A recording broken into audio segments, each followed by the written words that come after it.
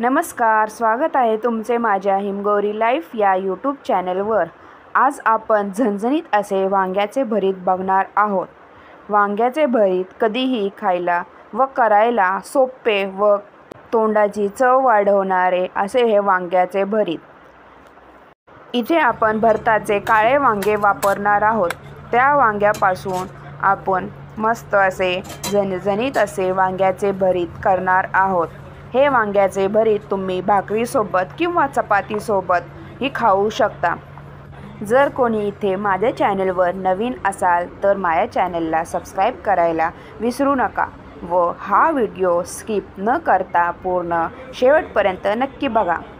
चला तर मग बनवायला घेऊया वांग्याचे भरीत। इथे मी मोठे भरताचे वांगे घेतलेले आहे व एक टोमॅटो, 2-3 मिरच्या व लसणाच्या पाकळ्या घेतलेल्या आहे। आता इथे आपल्याला वांगे धुवून ते वांग्याला वरतून तेल लावायचे आहे चांगले व मधून काप करून घ्यायचा, जेणेकरून वांगे किडके आहे की नाही कळते। व ह्या वांग्याच्या मध्ये मी लसूण पाकळ्या भरलेल्या आहे। वांगे आपल्याला भाजताना हे लसूण पाकळ्याही त्याबरोबर शिजतात। आता गॅसवर मी एक जाळी ठेवलेली आहे व वांगे इथे मी वांगे, टोमॅटो व मिरच्या हे चांगले भाजून घेणार आहे। आपल्याला अधूनमधून टोमॅटो, मिरच्या व वांगे हे पलटी करून घ्यायचे आहे, जेणेकरून वांग हे पूर्ण बाजूनी चांगले भाजले जाईल। इथं मी मिरच्या भाजल्यानंतर साईडला काढून ठेवलेले आहे व टोमॅटो व वांग हे मी भाजून घेत आहे चांगल्या प्रकारे।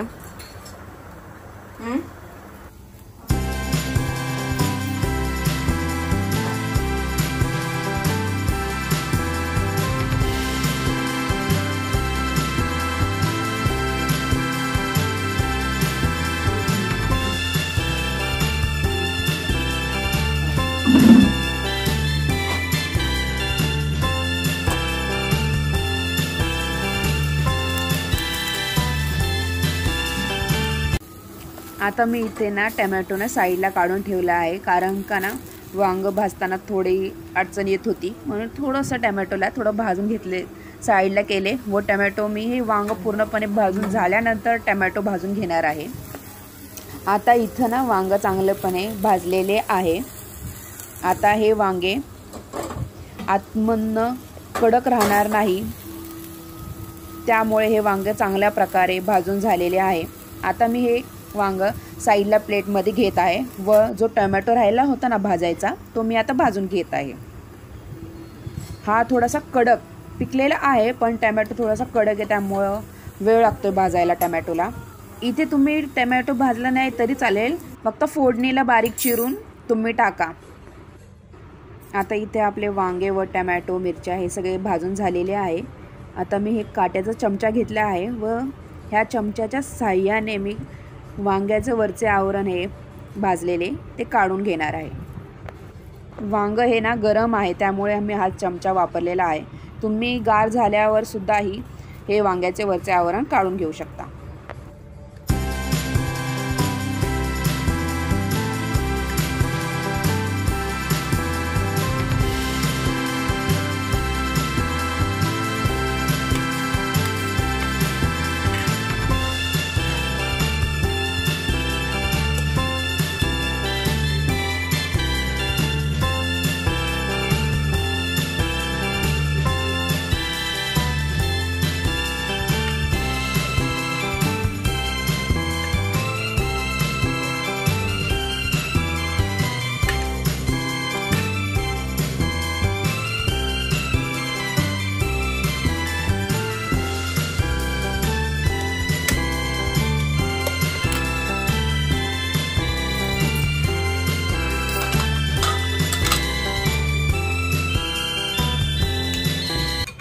आता हे वांग्याचे आवरण पूर्ण काढून झालेले आहे।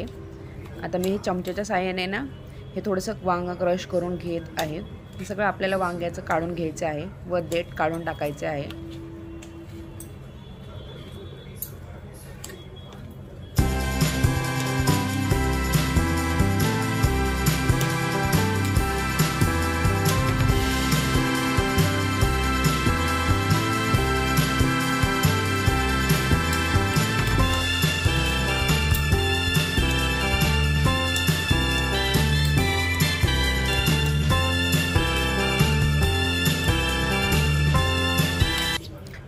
बघू शकता लसूणही चांगला हा शिजलेला आहे।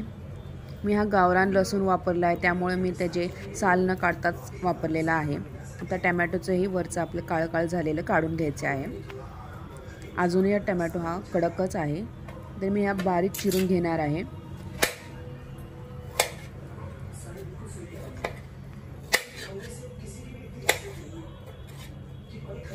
टोमॅटो हा ना बारीक चिरून झाल्यानंतर ना आपल्याला फोडणीची तयारी करायची आहे। फोडणीसाठी मी इथे एक कांदा हा बारीक चिरून घेतलेला आहे। चला तर मग आता आपण हे वांग परतून घ्यायचे आहे। आता गॅसवर मी ना थोडेसे तेल टाकून हे तेल गरम झाल्यावर बारीक चिरलेला कांदा टाकून चांगले परतून घ्यायचे आहे।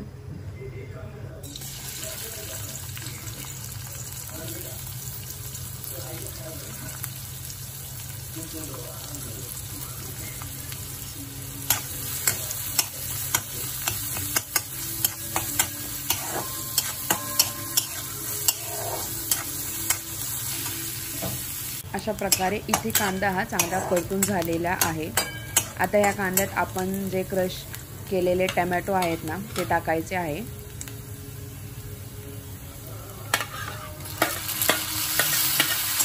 टोमॅटो टाकल्यानंतर चांगले मिक्स करून टोमॅटोचा थोडासा गाळ करून घ्यायचा आहे। त्यासाठी मी इथे चवीनुसार मीठ टाकत आहे। मिठामुळे टोमॅटो हा जास्त लवकर शिजतो व बारीक गाळ होतो टोमॅटोचा।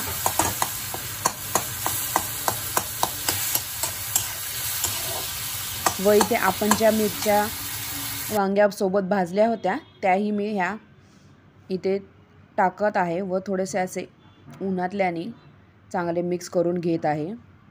इथं मी 2च मिरच्या वापरल्या आहेत, कारण का इथं आमच्या घरात जास्त करून तिखट खात नाही, मग नंतर थोडासा लाल तिखट टाकणार आहे।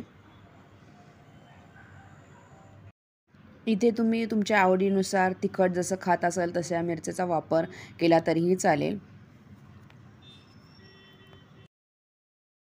आता इथे टोमॅटोचा चांगला गाळ झालेला आहे व इथं मी 2 चमचा एवढे धनेपूड टाकत आहे।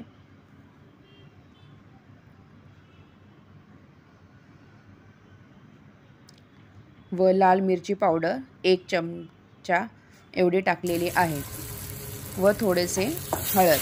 आता हे सगळे मिक्स करून घ्यायचे आहे।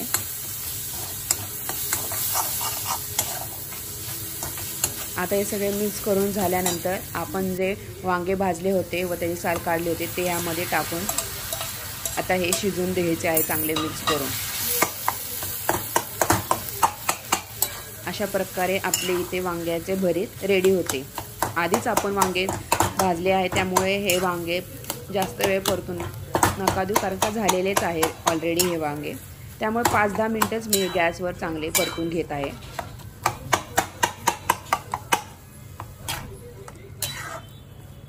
हे वांग पूर्ण मिक्स होण्यासाठी ना मी मॅशरने ना थोडं हे प्रेस करून घेणार आहे हे भरीत।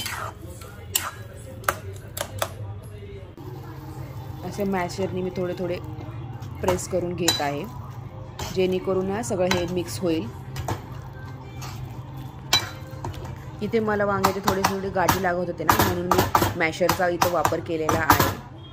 एवढं वांग मी भाजलं तरीही आतमध्ये थोडेसे कडक राहिलेलेच आहे वांगे। अशा प्रकारे तुम्हाला माझी भरताची रेसिपी कशी वाटली नक्की कमेंटद्वारा कळवा व माझ्या चॅनलला लाईक, शेअर व सबस्क्राईब करायला विसरू नका। थँक्यू सगळ्यांना हा व्हिडिओ शेवटपर्यंत बघितल्याबद्दल।